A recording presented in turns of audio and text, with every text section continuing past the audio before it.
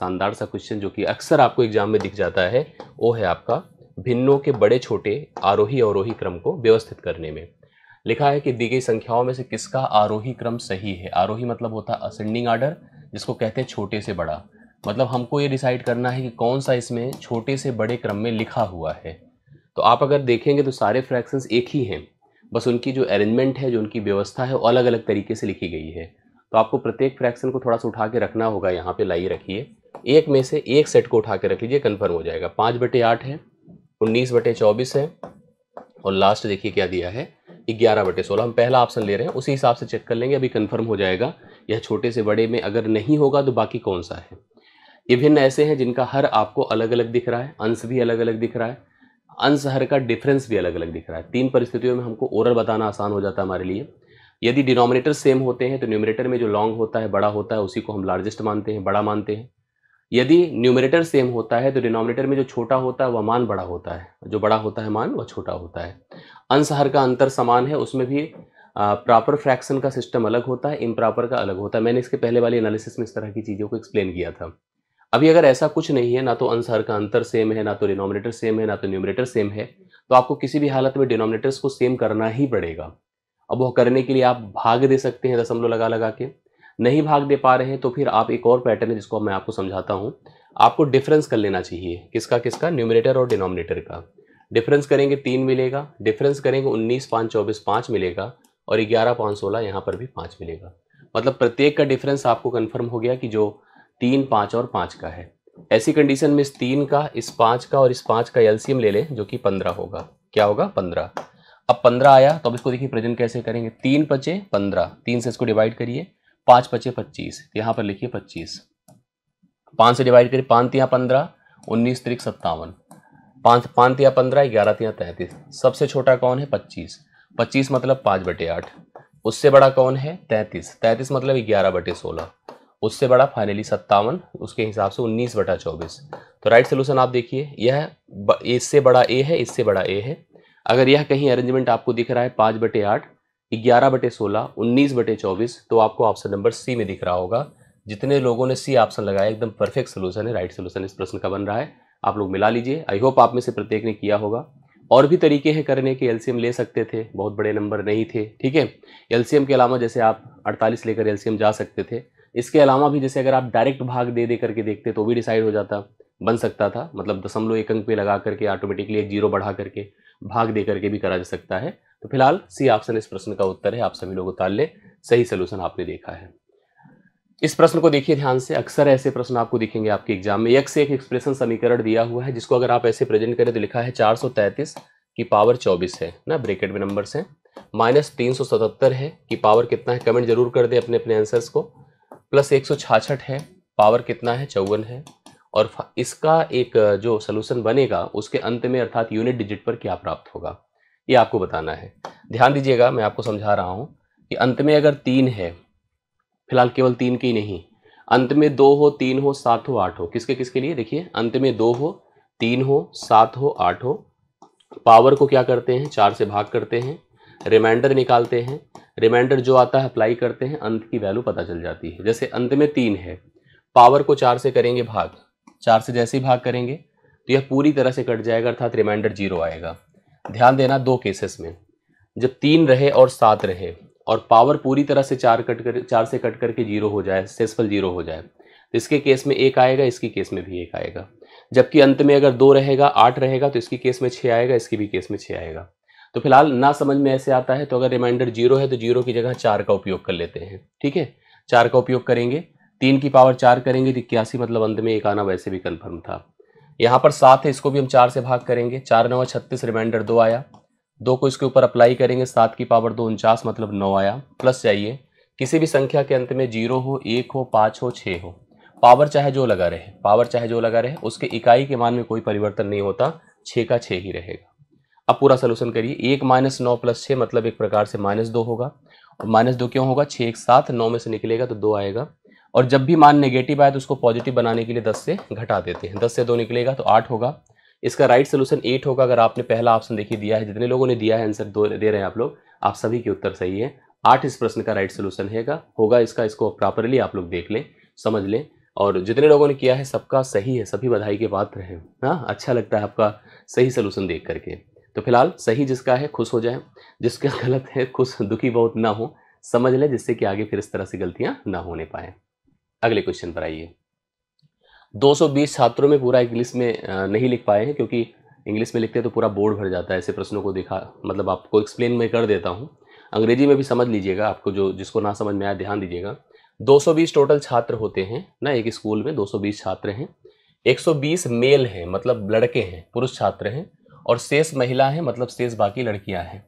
पुरुष छात्रों के जो 25%, पुरुष के 25% और महिला जो छात्राएं हैं उसके 20% रसायन विज्ञान मतलब केमिस्ट्री के छात्र हैं। मतलब उसमें बाकी जैसे आप जो टोटल मेल हैं या लड़के हैं और लड़कियां हैं, लड़कियों का 25%, लड़कियों का 20% केमिस्ट्री के स्टूडेंट हैं, रसायन विज्ञान के छात्र हैं। अब रसायन विज्ञान का एक पेपर होता है जिसमें जो पुरुष होते हैं उसके 20% और महिलाएं जो मतलब लड़कियां जो होती हैं उसकी 25% छात्र एक फाइनल परीक्षा में पास हो जाते हैं, उत्तीर्ण हो जाते हैं। तो कहा गया रसायन विभाग परीक्षा में उत्तीर्ण होने वाले छात्रों का कुल छात्र हैं उनका प्रतिशत क्या है, वो किस परसेंटेज पर है, ये हमको बताना है। देखिए टोटल कितने हैं, 220 है। तरीका 2-3 है, मैं आपको समझा देता हूँ। टोटल कितने हैं, 220 है, 200 नहीं है, 220 है। अगर 120 पुरुष हैं मतलब मेल हैं 120, तो तय हो गया कि फीमेल अर्थात जो लड़कियां हैं वो कितनी होगी, 100 होंगी। अब इसमें से केमिस्ट्री के डिपार्टमेंट में कौन कौन से कितने बच्चे जाते हैं बताइए। केमिस्ट्री में 25% लड़के आते हैं। 25% मतलब क्या होता है, 1/4, 1/4। तो 4 से भाग कर दे, 30 लड़के हो गए। 30 लड़के, 120 में से 30 लड़के केमिस्ट्री में आते हैं, और 20% मतलब 1/5 होता है। 5 से भाग कर देंगे, या सीधा सीधा 100 का 20 ही होगा। 20 लड़कियां, मतलब अगर टोटल 100 लड़कियां पढ़ती हैं तो 20 लड़कियां केमिस्ट्री पढ़ती हैं। अब इसमें पास की कंडीशन देखा जाए, पास देखा जाए, ध्यान से देखिएगा कैसे डिसाइड करेंगे। ये जो 30 है टोटल, इसमें से 20%, तो 20% कितना होगा, देखिए 1/5। 1/5 से करेंगे तो 6 लड़के पास होते हैं फाइनल परीक्षा में, और लड़कियां 1/4। तो 1/4 का मतलब 5, 6 5 11 टोटल पास होते हैं। कितने पास होते हैं, 11। अब आपसे पूछा गया कि 11 जो है, यह 11 कुल केमिस्ट्री के छात्र, पढ़िए कि लिखा है फाइनल परीक्षा में उत्तीर्ण हुए रसायन विभाग में, आपको मतलब पूरे का नहीं जाना है, रसायन विभाग में पढ़ने वाले बच्चे कितने हैं बताएं, 50 हैं। 50 हैं, और उसमें पास कितने हो रहे हैं, 11। देखिए लिखा हुआ है, तो यह 11 इस 50 का कितना प्रतिशत है। इसके लिए संख्या ऐसे लिखा जाए, 11 × 100/50। तो 50 से इसको भाग करिए, 2 बार गया, और आप इसको जब सॉल्व करेंगे 11 दूना 22, 22% बच्चे यहाँ पर क्या हैं, पास हैं। 22% बच्चे यहाँ पर क्या हैं, पास हैं। गलती से कुछ लोग यहाँ पर 11 को 220 पर निकाले। अगर कुल से पूछा जाता है कि कुल कितने, मतलब जो रसायन विभाग में पास हुए हैं कुल छात्रों के कितने प्रतिशत हैं, तब यह आपका 11 × 100/220 हो जाता। ठीक है, 11 × 100, तो वो कंडीशन अलग थी। इस प्रश्न को थोड़ा एक दूसरे तरीके से भी हम लोग कर सकते थे। कैसे कर सकते थे समझिएगा। जैसे आप मान लेते हैं कि जो केमिस्ट्री डिपार्टमेंट है, केमिस्ट्री डिपार्टमेंट में अगर हम मेल और फीमेल मतलब लड़के और लड़कियां, बॉयज एंड गर्ल्स लिखते हैं। अब स्कूल में लड़के लड़कियां, पुरुष महिला बोलना सही नहीं होता है, लड़के लड़कियां बोलना सही होता है। लड़के 3 हैं तो लड़कियां 2 हैं, उस हिसाब से देखिए रेशियो है। अब इसमें अगर देखा जाए तो इन्होंने कहा था कि लड़कों में 20% पास होते हैं, लड़कियों में कितने पास होते हैं बताएं, 25%। तो आप एक काम कर सकते थे, देखिए अगर हमें इस पास का परसेंटेज बताना है तो 20 × 60 होता है, 25 दूना 50 होता है। 50 और 60 जोड़ दिया 110 होता है, डिवाइड बाई अनुपाती पदों का जोड़ कर दे, 5 से भाग कर देंगे तो यहाँ पर 22 पंचे 110, डायरेक्ट ऐसे भी बन जाता। 22% इस प्रश्न का राइट सोल्यूशन हो जाता। और जो समझ लिए कंफर्म करें, और जिसका इसका आया है तो खुशी तो होगी ही होगी आपको। सी ऑप्शन इस प्रश्न का राइट सोल्यूशन है। 22% एकदम राइट सोल्यूशन इस प्रश्न का बनकर आपके सामने है। कंफर्म हो गई बातें, आगे बढ़ता हूँ।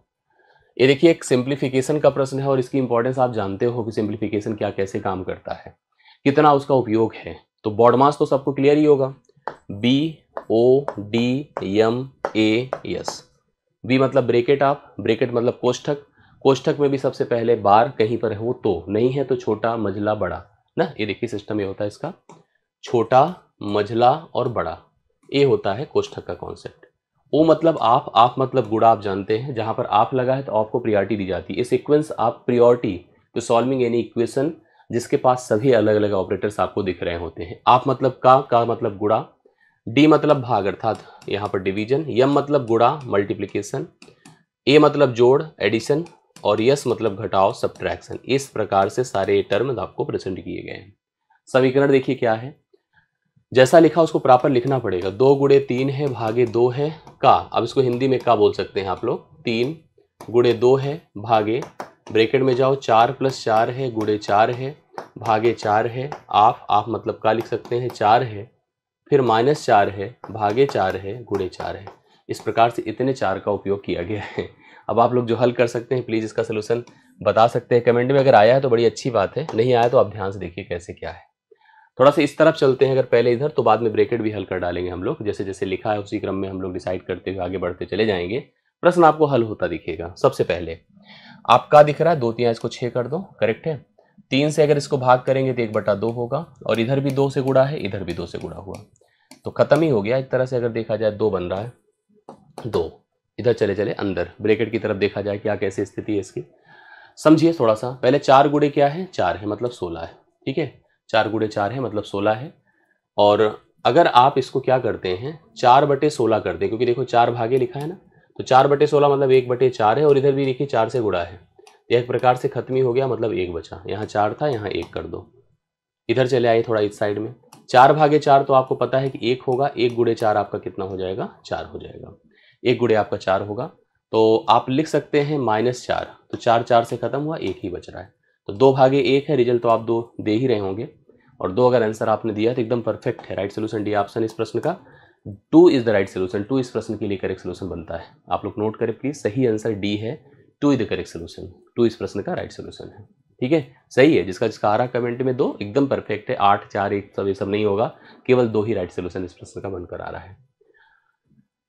पांचवा देखिएगा, 17 पारियों में एक क्रिकेट खिलाड़ी के द्वारा बनाए गए रनों का औसत 34 है। 17 पारी है, एक क्रिकेट खिलाड़ी ने रन बनाए, तो रनों का औसत कितना है, 34 है।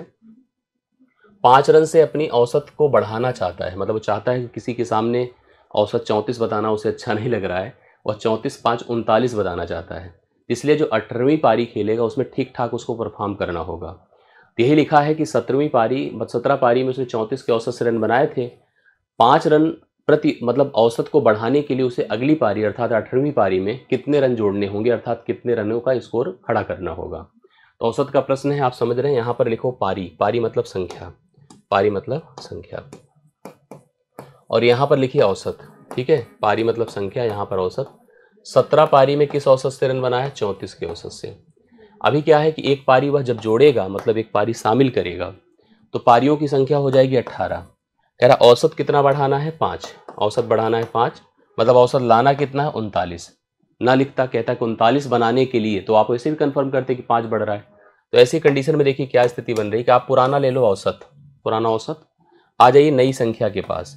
ये जो वृद्धि है, इस वृद्धि को इस पर अप्लाई करिए। 18 चौके कितना, 72, 72 को ले जाकर इस पर जोड़ दीजिए। तो 72 जब जुड़ेगा, यहाँ पर ध्यान, सॉरी 18 पंचे 90 है भाई, 4 नहीं आएगा।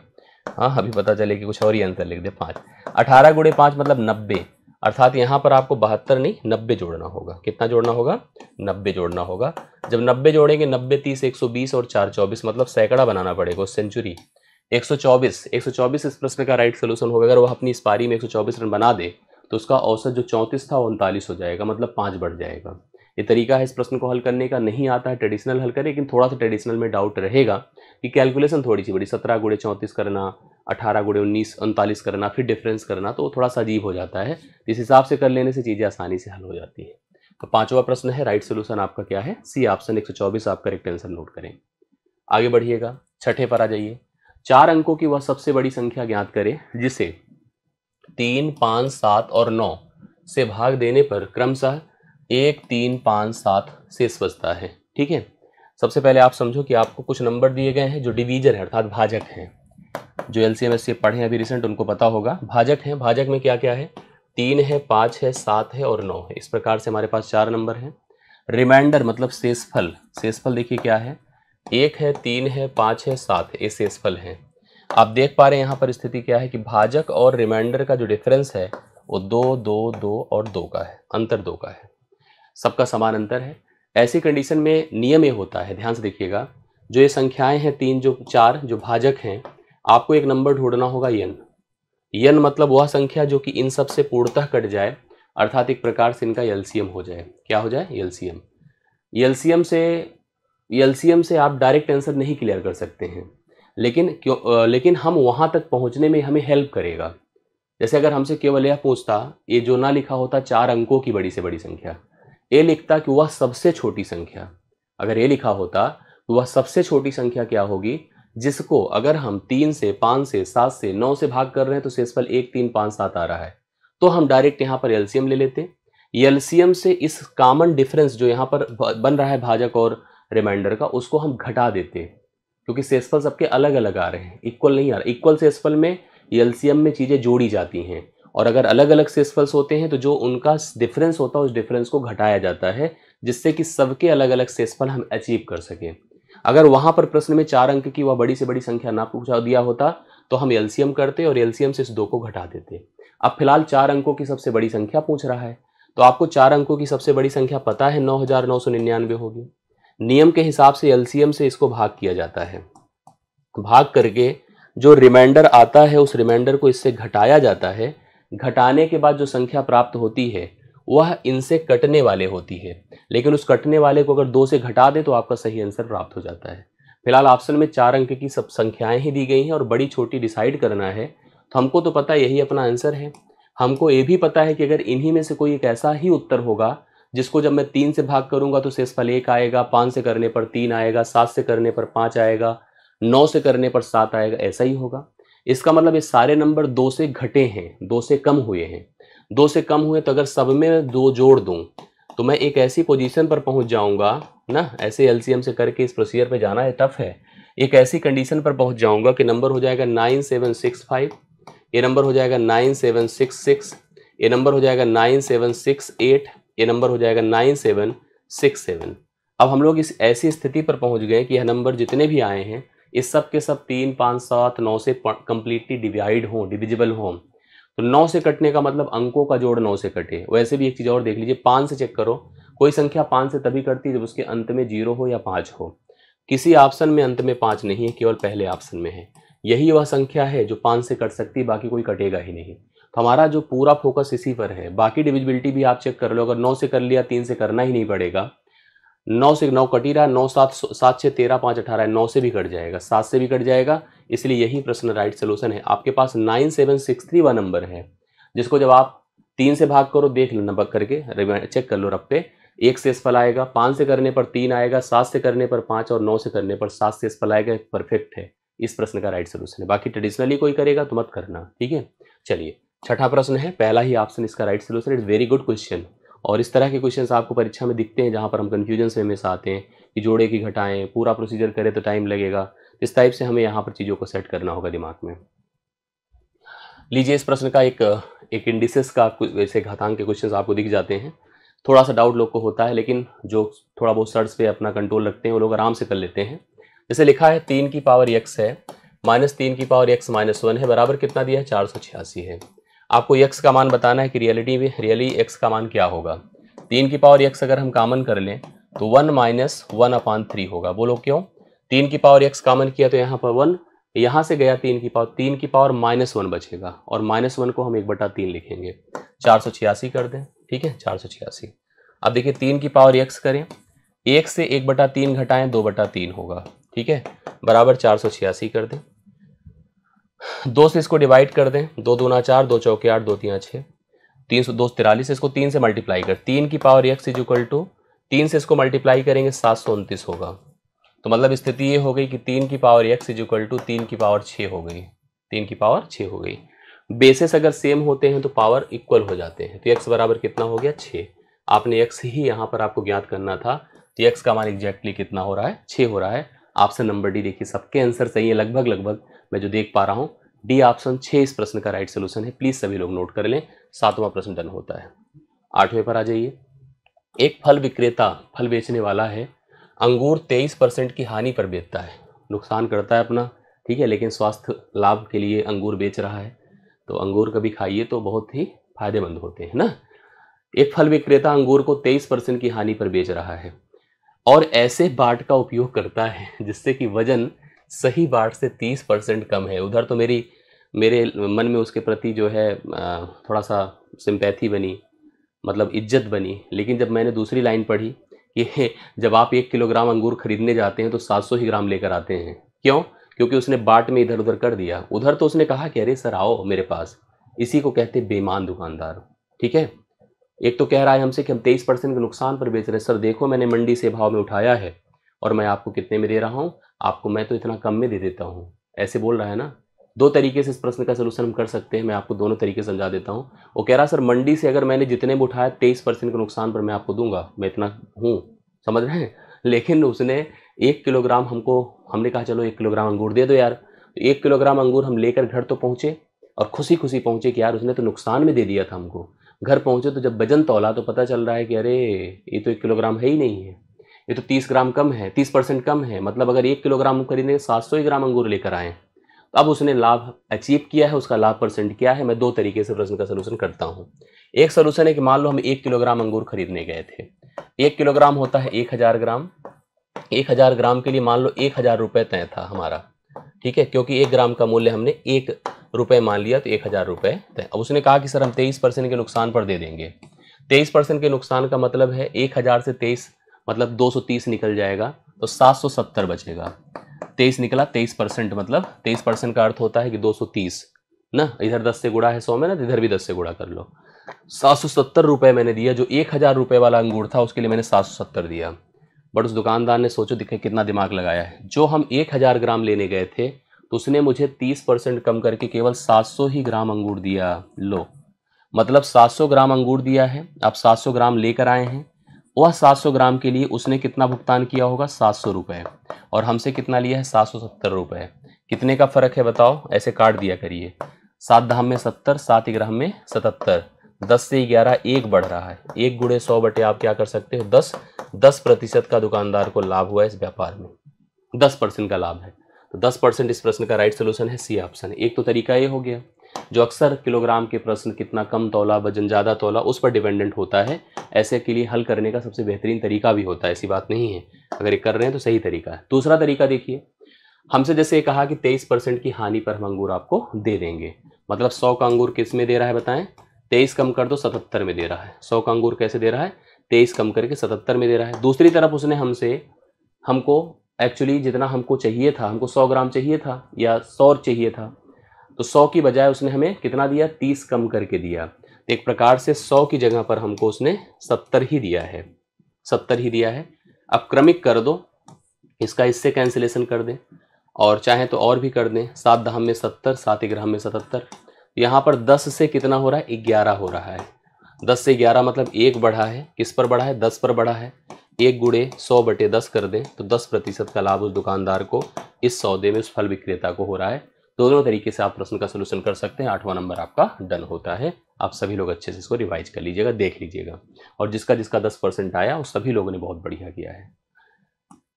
बी की कार्यक्षमता ए से दुगुनी है। क्षमता मतलब स्किल, वर्क इफिशियंसी जिसे कहते हैं। बी ज़्यादा क्षमतावान है in compare to a, double क्षमतावान है। अगर ए एक दिन में एक काम करेगा तो बी एक दिन में 2 काम करेगा। ये स्थिति है। ए किसी काम को 15 दिन में कर सकता है। ए ने कोई काम प्लान किया था और उस काम को अकेले वह करता तो 15 दिन में कर लेता।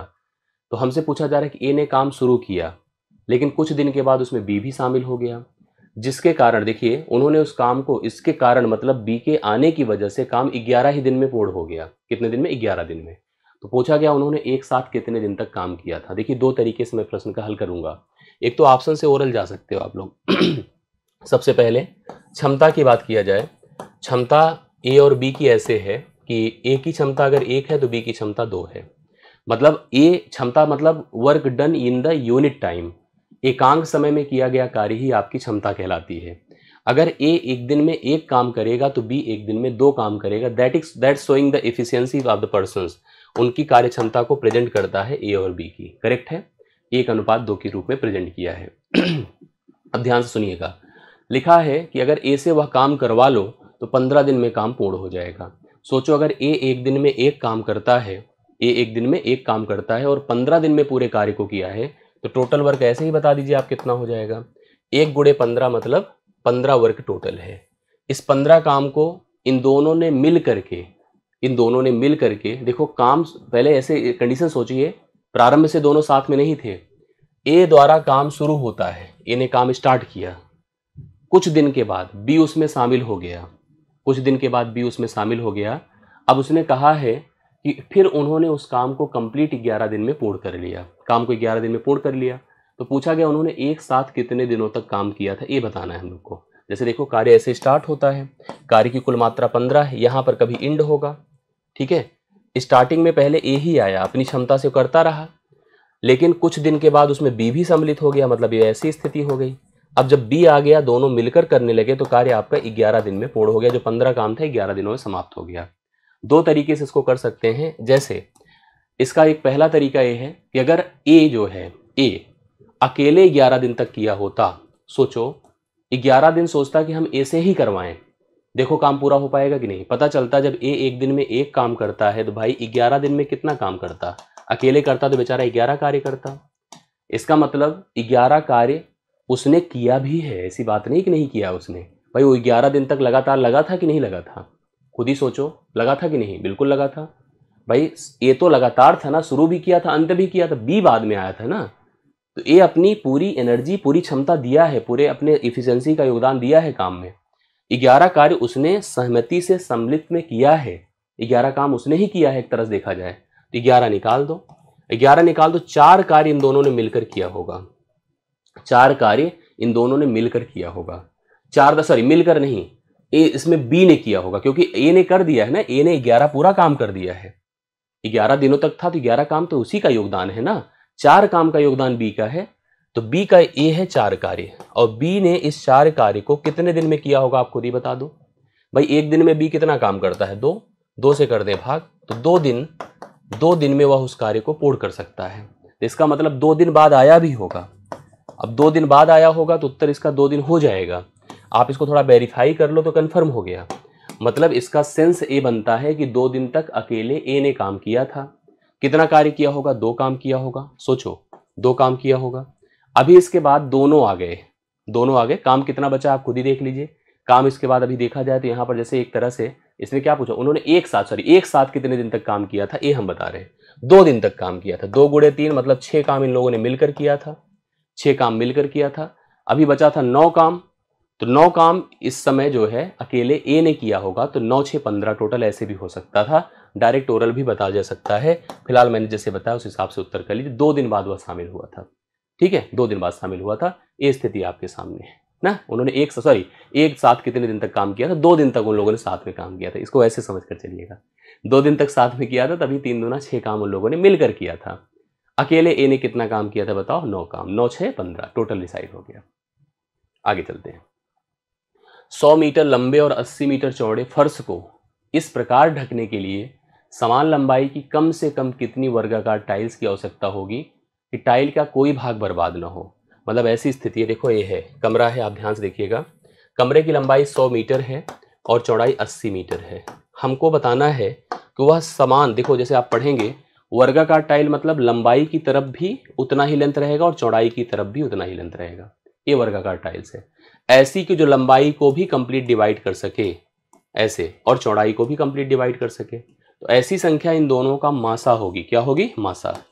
मतलब क्योंकि वर्गाकार जो टाइल्स है या वर्ग जो होता है वो समान भुजाओं का होता है, उसमें लंबाई चौड़ाई सब बराबर होती है। तो 100 और 80 का मासा क्या होगा बताएं। 100 लिखा, 80 लिखा, कौन सी संख्या इसमें प्रत्येक को काट देगी पूर्णतः, इसमें एक संख्या ही काट पाएगी, इनका डिफरेंस कर लो 20 ही मासा होगा। और 20 अगर 20 गुणे 20 की हम टाइल्स ले लें, 20 गुणे 20 की टाइल्स ले लें, तो टाइल्स का कोई भाग बर्बाद भी नहीं होगा और पूरी तरह से उसकी सभी सरफेसेस को वह कवर भी कर लेगी। अगर हमसे कोई पूछता है कि कितनी टाइल्स लगेगी, तो 20 लंबाई की तरफ अगर जा रही है तो 20 पंचे 105 लगेगी और चौड़ाई की तरफ 4, मतलब कुल मिला के आपको पता है कि 20 टाइल्स, यहाँ पर देखो 5 इधर की तरफ 4 ऊपर की तरफ, तो 20 5 चौके 20 टाइल्स टोटल लगेगी, समझ रहे हैं। तो 20 टाइल्स यहाँ पर इस प्रश्न का राइट सोल्यूशन ऐसे भी हो जाता, अगर आप कर सकते हैं तो भी आप समझ गए होंगे, ठीक है। तो राइट सोल्यूशन आपका है 10वां नंबर डन होता है, ऑप्शन नंबर 20 प्रश्न का राइट सोल्यूशन हो रहा है, ठीक। चलो जिसका जिसका सही है खुश हो जाए। ये क्वेश्चन अक्सर स्कूल में दिखता था जब एपीजीपी की शुरुआत होती थी। हालांकि एपीजीपी आपके पाठ्यक्रम का बहुत ही मजबूत हिस्सा है और एपीजीपी के प्रश्न आपको एग्जाम में दिखेंगे ही दिखेंगे। 3 संख्याएं अंगणितीय श्रेणी जिसे कहते हैं अरिथमेटिक प्रोग्रेशन, लिखा अभी एपी में है, एपी का मतलब होता है there are the sequential difference between the terms. Terms में क्रमागत अंतर हो, पहले से दूसरे का, दूसरे से तीसरे का, तीसरे से चौथे का जो डिफरेंस हो सेम हो, जैसे 1 3 5 7 2 2 का फर्क, 1 5 9 4 4 का फर्क, ये आपकी क्रमागत है, यही आपकी अरिथमेटिक प्रोग्रेशन है। तीन पद अरिथमेटिक श्रेणी में हैं जिनका जोड़ 30 है और उनका जो गुणनफल है मतलब सभी का 910 है। बताएं उस एपी में सबसे बड़ी संख्या कौन सी है। मैं आपको एक सलाह दूं, आपको पता है कि एपी का जो जनरल प्रोसेस होता है ए प्लस डी, ए प्लस 2d, ए प्लस 3d ऐसे होता है। बट इसको लेकर के जोड़कर और प्रोडक्ट करके सोचेंगे तो गारंटी ले लो मेरी नहीं कर पाओगे ना। आपको ये सोचना है, जब भी हम लोग स्कूल में जब करते थे तो ऐसे करते थे। जब भी हम लोग को 3 पद के जोड़ने और प्रोडक्ट का प्रश्न दिया जाता था, 3 पद का 5 पद का, याद होगा आप लोगों को, तो हम लोग ऐसे लेते थे, ए लेते थे, ए माइनस डी लेते थे, ए प्लस डी लेते थे। भाई जैसे अगर हम ए से ए प्लस डी और ए प्लस 2d जा रहे हैं तो ऐसे पहले भी तो कोई टर्म रहा होगा, ए माइनस डी रहा होगा। अब जोड़ने से फायदा क्या होगा, तीनों को जोड़कर देखिए, डी डी से खत्म हो जाएगा, केवल 3a बचेगा, 3a बचेगा। और 3a बराबर देखो कितना लिखा है 30। यहां से कंफर्म हो गया a का मान 10 है, मतलब पहला पद 10 हो गया। ठीक है, पहला पद क्या हो गया 10। तो अब आइए हम प्रोडक्ट वाला टर्म देखते हैं। तो प्रोडक्ट में देखिए क्या लिखा है, यही लिखा है a माइनस डी, a और a प्लस डी ना, बराबर कितना दिया है 910 है। अब आपको पता है इन दोनों का प्रोडक्ट क्या होगा, ए स्क्वायर माइनस डी स्क्वायर, और a का मान आपको कंफर्म ही है, अभी अभी आया ही है 10 बराबर 910 कर दो, ये ऐसे ही पहले खत्म कर दो, 91 हो गया ए स्क्वायर माइनस डी स्क्वायर। ए का मान आपको पता है 10 का वर्ग 100 होगा, माइनस डी स्क्वायर कर दे बराबर 91 कर दे।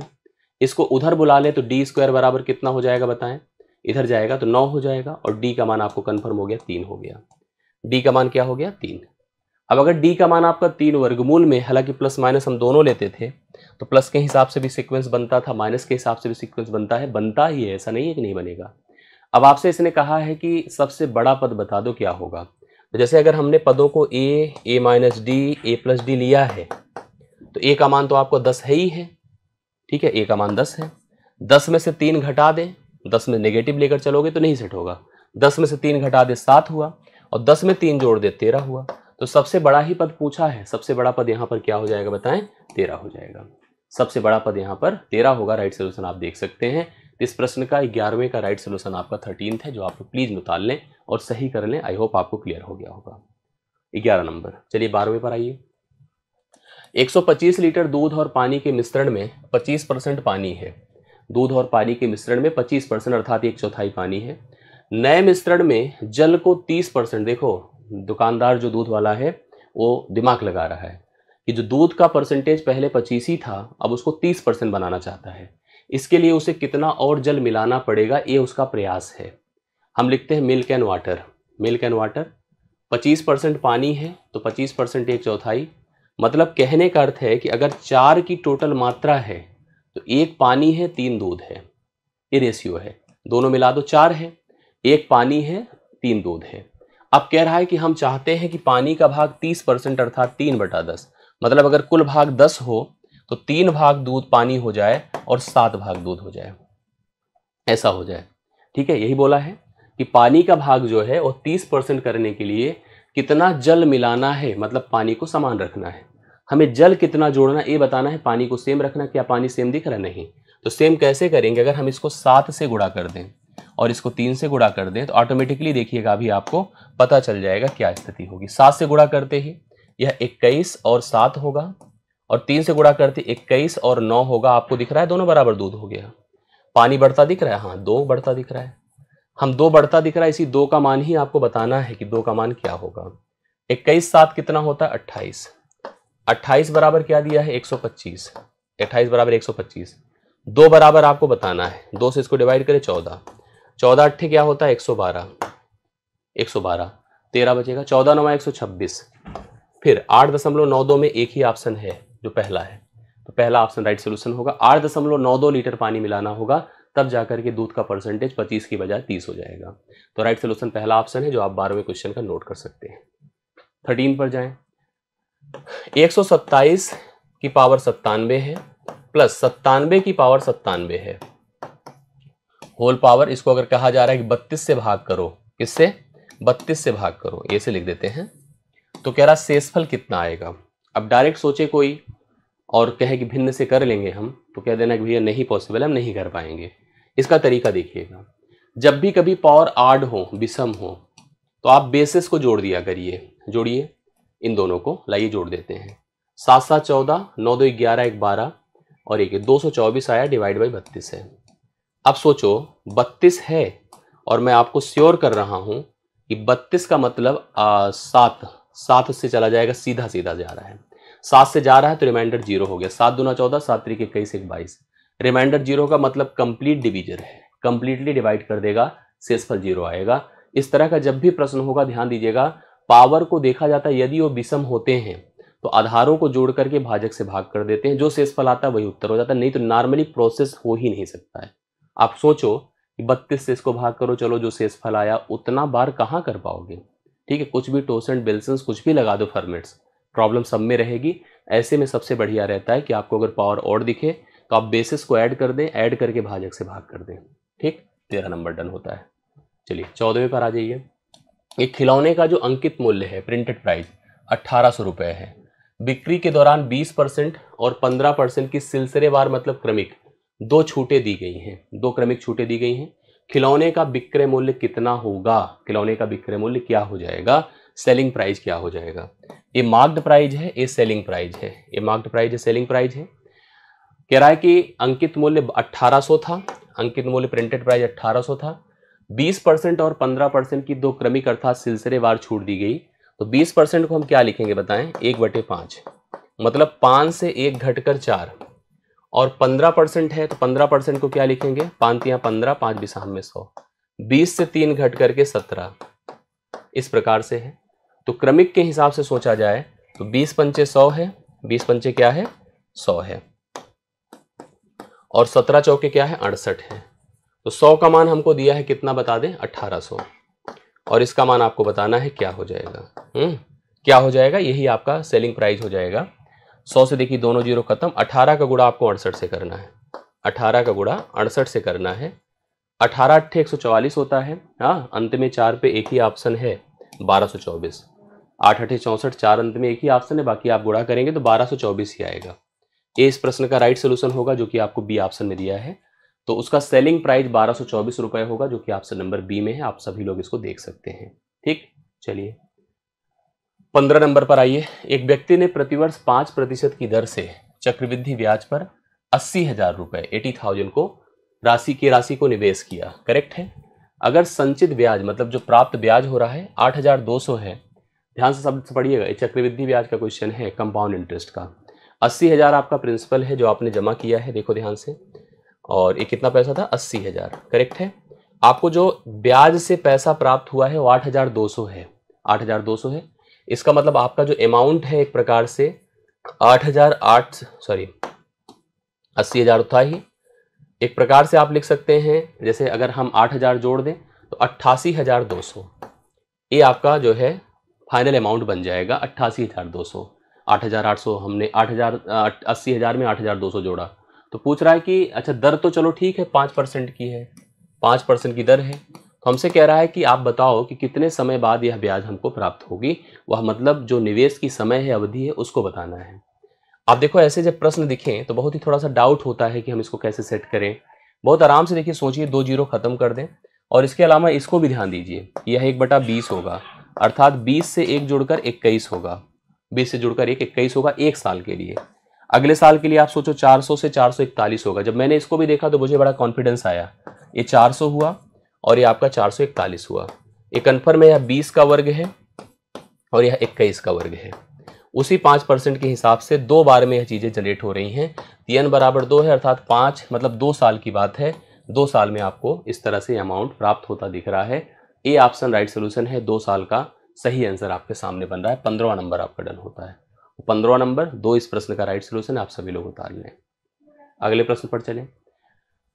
इस टाइप का क्वेश्चन देखिए, जनरली आप एक पैटर्न पे है इस समय, रूट का जो क्वेश्चन इस टाइप का आता है। अगर आप थोड़ा सा भी डाइवर्ट हुए, दिमाग से इधर उधर हुए, तो नहीं कर पाए होंगे, मैं श्योर हूँ।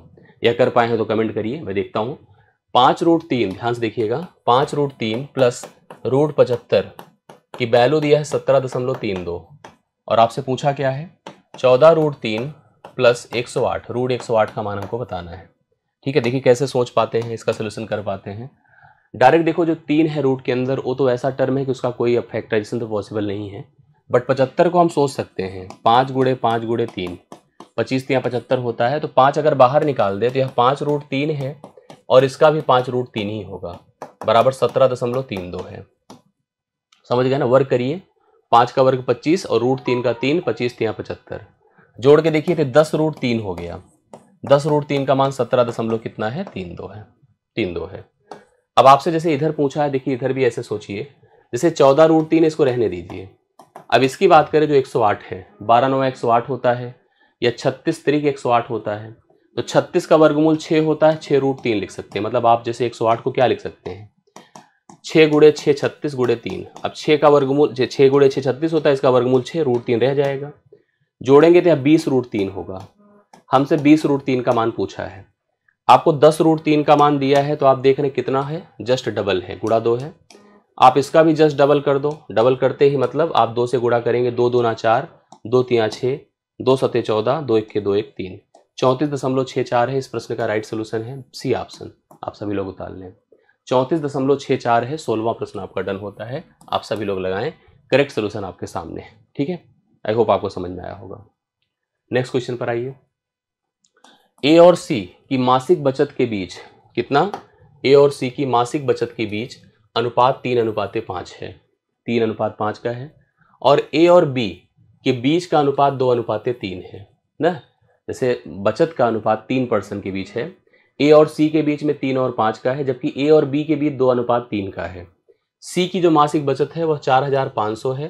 तो हमको यहाँ पर कहा है कि ए और बी की बचत का योग क्या है। बड़े आराम से बता सकते हैं, 3% है, थोड़ा ध्यान दो, इसमें बीच में कौन है, बीच मतलब ऐसा पर्सन जो दोनों संबंधित है, वो ए है।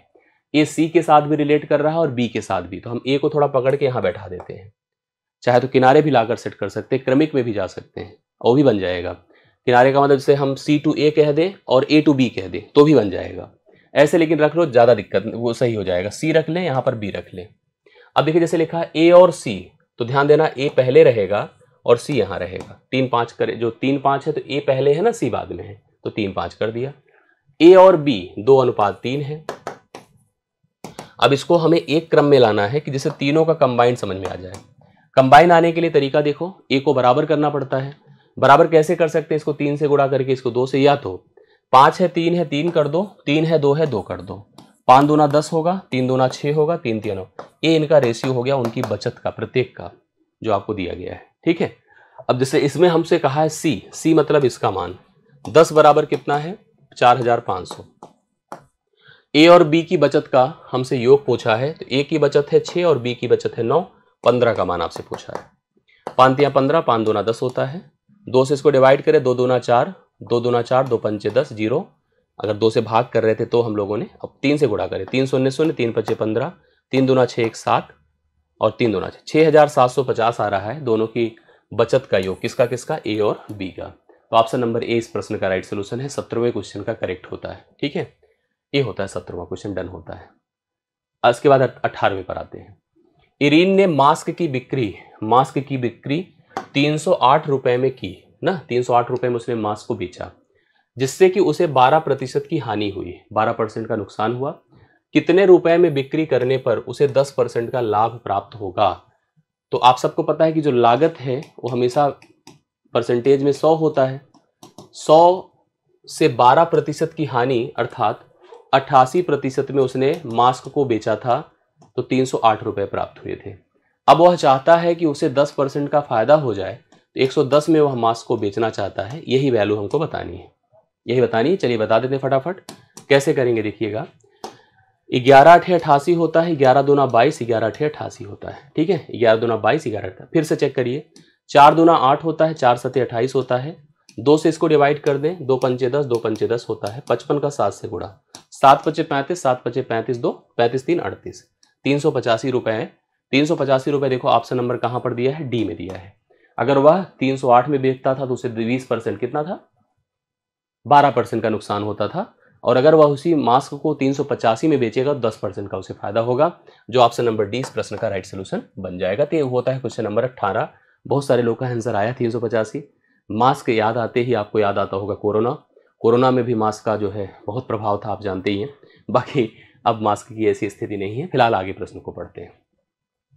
रवि साइकिल द्वारा 22 किलोमीटर प्रति घंटे से ए स्थान से बी स्थान की दूरी तय करता है। ए स्थान ए है, दूसरा स्थान बी है। इन दोनों के बीच एक सर्टेन दूरी हमको पता नहीं है क्या है। इस दूरी को रवि जी जो होते हैं वो 22 किलोमीटर प्रति घंटे की चाल से साइकिल द्वारा तय करते हैं। फिर हालांकि वह बी स्थान से ए स्थान की दूरी अब बी से ए की तरफ पैदल 7 किलोमीटर प्रति घंटे की रफ्तार से चाल से चलते हैं, मतलब इधर रिटर्न होते हैं। पूरी यात्रा के लिए उसकी औसत गति क्या है, औसत चाल उसकी बतानी है कि रियली में इस पूरी यात्रा में उसकी औसत चाल, जैसे कभी आप से पूछा जाए कि आप स्कूल जा रहे हैं, कोचिंग जा रहे हैं, इस गति से जा रहे हैं, इस गति मतलब मान लो 20 किलोमीटर प्रति घंटे की गति से आ रहे हैं, 25 किलोमीटर प्रति घंटे की गति से, आपकी औसत चाल क्या होगी। अक्सर लोग कंफ्यूज होते हैं। कैसे? जैसे हमसे कोई पूछे कि 2 व्यक्ति हैं, 3 व्यक्ति हैं, 5 व्यक्ति हैं, उनकी आयु अलग अलग इतनी है, औसत आयु क्या होगी। तो सभी आयु को जोड़कर संख्या से भाग करते हैं। ऐसे ही अगर हमारे मन में आता है कि कुछ बच्चों के नंबर अलग अलग दिए हैं, औसत अंक क्या है, सभी अंकों को जोड़कर संख्या से भाग करते हैं। जैसे कभी कभी आपके मन में आया कि औसत चाल मतलब चालों को जोड़कर संख्या से भाग कर देने से औसत चाल प्राप्त हो जाए। बहुत लोगों के दिमाग में आएगा कि जाते समय चाल इतनी थी, आते समय चाल इतनी थी, चालों को जोड़ा, 2 से भाग किया क्योंकि चालें 2 थी। भाई अगर मन में ऐसा आता है, भाई जैसे हम लोग को आयु का औसत करना है तो पदों को जोड़कर संख्या से भाग करते हैं, भार का औसत जोड़ना है, पता करना है तो सभी भारों को जोड़कर संख्या से भाग करते हैं। ऐसे चालों का औसत करना है तो सभी चालों को जोड़कर संख्या से भाग कर दो। आता है कि नहीं मन में? लेकिन ये गलत है। औसत चाल हमेशा कुल तय की गई दूरी बटा कुल लगा समय होता है। Total distance cover in divided by total time taken, यही this is called the average speed. अब वो भी हमको जैसे दूरी नहीं पता है, दूरी हमारी सर्टेन है लेकिन फिक्स है, जाना और आना बराबर है। ए से बी जा रहे हैं और बी से ए आ रहे हैं तो दूरी जाने आने में बराबर है। ऐसी कंडीशन में एक रूल काम करता है, twice A B divide by A plus B. ये काम करता है, या तो आपको क्या करना पड़ता है कि जो चालें अलग अलग दी गई हैं 22 और 7, उनका एलसीएम लेना पड़ता है। एलसीएम 154 होगा, मतलब एक तरफ की दूरी 154 हो गई। अब जाने में लगा समय 7 घंटा, आने में लगा समय 22 घंटा। 154 गुणे 2 कर दें, 2 गुणे 154 क्योंकि आना जाना 2 प्रकार की दूरी है, डिवाइड बाई 29 कर दें। 22 7 कितना होगा, देखिए यहाँ 22 है ना, 22 7 29 है। इसको भाग करने से, क्योंकि यह करने के 308 आएगा बटा 29 होगा, 29 1 के 29 होगा, 1 8 होगा, 0 बढ़ना ही तय है। बढ़ा तो उसके बाद फिर एक ही ऑप्शन दिख रहा है 10.6 आएगा। यहाँ भी सेम वही चीज बनता। कैसे? 2 गुणे 22 गुणे 7 बटे 22 प्लस 7, देखो सेम वही बन रहा होगा। 22 सत्ते 154, 154 दूना 208 कितना होगा, 308 होगा। 308 बटे आप 29 कर दो, एग्जैक्टली वही मिल जाएगा जो यहाँ पर है। 10.6 किलोमीटर प्रति घंटा is the average speed of the person Ravi, जो कि जा रहे हैं 22 किलोमीटर प्रति घंटे की गति से स्थान ए से बी तक और लौट रहे हैं पैदल स्थान बी से स्थान ए तक वही दूरी को तय करते हुए 7 किलोमीटर प्रति घंटे की गति से। 19वां नंबर डन होता है। अब आते हैं 20वें पर।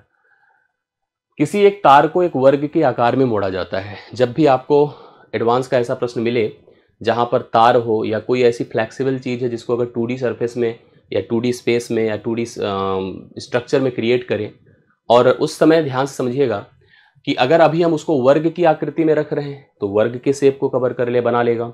उसी को वृत्त की आकृति में रखें तो वृत्ताकार हो जाएगा।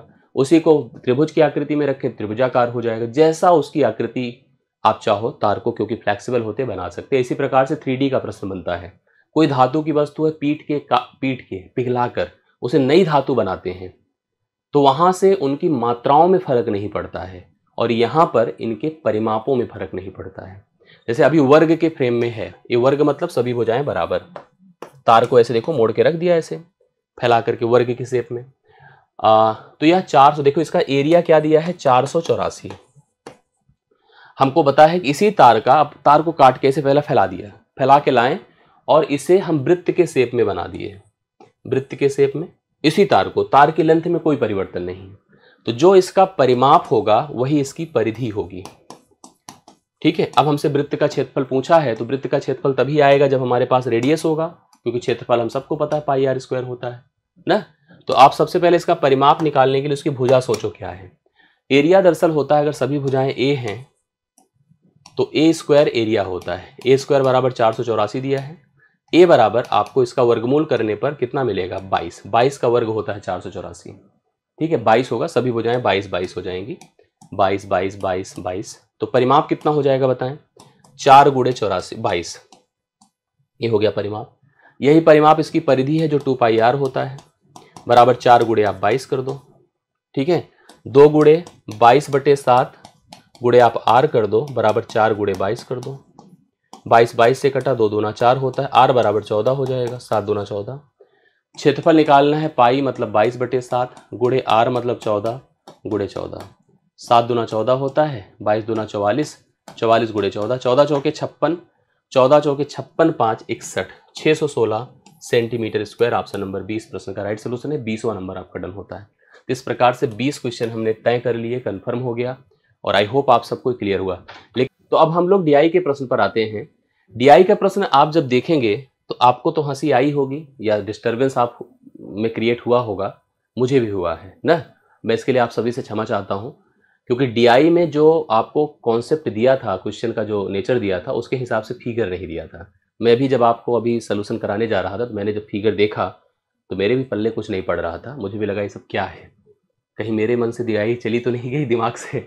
लेकिन ऐसा नहीं है, डीआई मेरे दिमाग में है और छपी हुई है। और जब मैंने इस प्रश्न को देखा तो हम इस प्रश्न को बहुत बार करा चुके हैं, मेरे दिमाग में इस प्रश्न की नस नस क्लियर है। और जब मैं फिगर मैच करा रहा हूँ तो इस फिगर का इस क्वेश्चन से कोई लेना देना ही नहीं। निम्नलिखित बार आलेख वर्ष 2001 में 5 कंपनियों की आय और व्यय लाख $US में दर्शाता है। कंपनी का लाभ या हानि का परसेंटेज आय माइनस व्यय गुणे 100 बटा, मतलब ये ना भी लिखा हो तो भी जानते हैं। दरअसल आपको आय मतलब क्या पता है, रिवेन्यू जो जनरेट होती है, जैसे दुकानदार जब कुछ कमाता है तो आय होती है। खर्च मतलब उसने क्या लगाया है, जैसे कोई दुकानदार 100 रुपये लगाए और 80 रुपये कमाए तो उसे नुकसान हो रहा है। 100 रुपये लगाए मतलब खर्च करे, और 110 रुपये कमाए तो उसे फायदा हो रहा है। तो आय माइनस व्यय का जो डिफरेंस होता है गुणे 100 बटे लागत ही खर्च है। यहाँ पर थोड़ा सा लोग कंफ्यूज होते हैं कि व्यय को दूसरा कुछ सोचने लगते हैं, दरअसल व्यय ही क्रय मूल्य है, व्यय ही लागत है, व्यय ही निवेश है। तो अब इस हिसाब से जब हमने पढ़े तो यहाँ पर एक कंपनियां तो कुछ अलग ही जायदाद एदा दिया है। एक कंपनी द्वारा 3 अलग अलग जायदाद XYZ का उत्पादन लाख बोतलों में दिया है, वो अलग ही बात है। अब यह प्रश्न पूरी तरह से डिफरेंट है, प्रश्न तो ठीक है लेकिन फिगर इस पर पूरी तरह से डिफरेंट है। इसलिए भाई मैं आप सबसे क्षमा प्रार्थी हूँ, इस फिगर को गलत लिखा गया है, गलत बनाया गया है। हम इसका सही फिगर आपको प्रोवाइड कर देंगे, जिससे कि आप सही तरह से इस फिगर की एनालिसिस कर पाएंगे और ऐसे प्रश्नों को हल भी कर पाएंगे, ठीक है। तो इसके लिए मैं क्षमा प्रार्थी हूँ।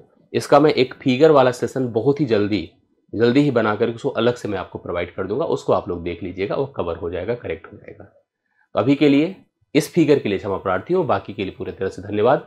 मिलते हैं नेक्स्ट वीडियो में, नेक्स्ट क्लास में। अभी के लिए इतना ही। थैंक यू सो मच, धन्यवाद सभी को।